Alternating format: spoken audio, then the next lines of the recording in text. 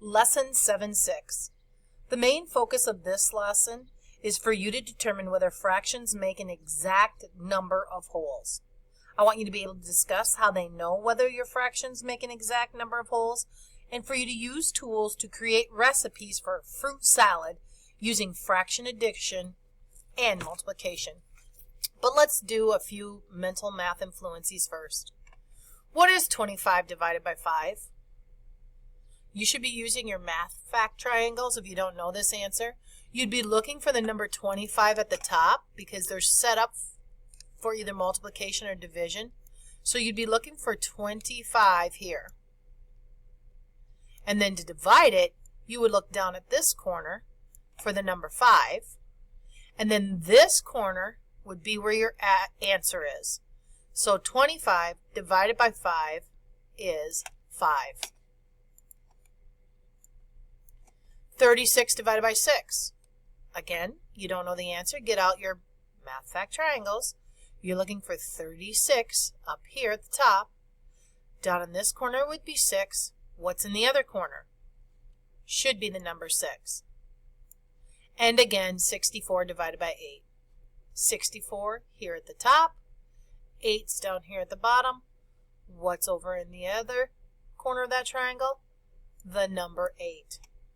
Using your math fact triangles is not only going to help you this year and next year knowing your multiplication answers, but you can practice them all summer so that you know your answers for divisions also. All right, you're going to get out Math Journal, page 243. I'm going to read this out loud to you and walk you through one problem, and then I want you to finish the rest of the page and then go up to the Math Journal answer key to correct it. So you should have your Math Journal open to page 243. Follow along as I read it out loud. It says, you may choose tools such as your fraction circles or use the number line poster hanging in our room to help you solve these problems. Does this fraction make an exact number of wholes? Explain or show why or why not for each. Well, by looking at the number 9/8, I know that no, it does not make an exact whole. Why? Because 8/8 would be an exact whole. And that's what I'm writing, and I expect you to have this written in your math journal also. So I'm trying to spell exact here, that's EX, in case you can't see my writing. I wish I could type this in so it would look neater. But an exact whole would be 8/8. Or 16/8, which is like saying 16 divided by 8 would equal 2 exact wholes. I have 9/8.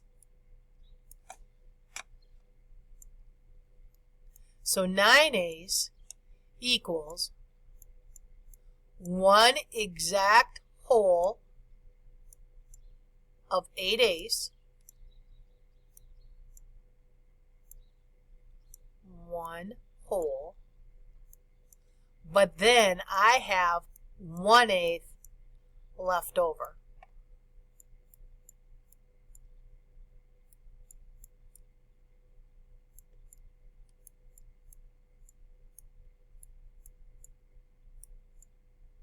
Now, by writing that answer, I've already helped you with B, because B says 16/8. Well, I already said 16/8 equals 2 wholes.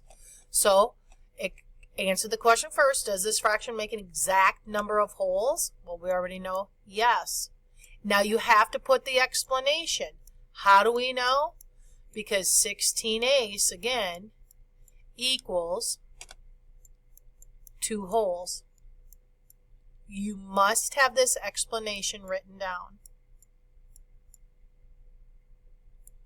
All right, finish the rest of Math Journal page 243 and then go up to the answer key. You are just practicing these problems and correct it. If you had any of them wrong, yes or no, or your explanation, bring it back to me and I will help you with it. Pause the recording now and do Math Journal page 243. Next, you're going to get out Math Masters page 272.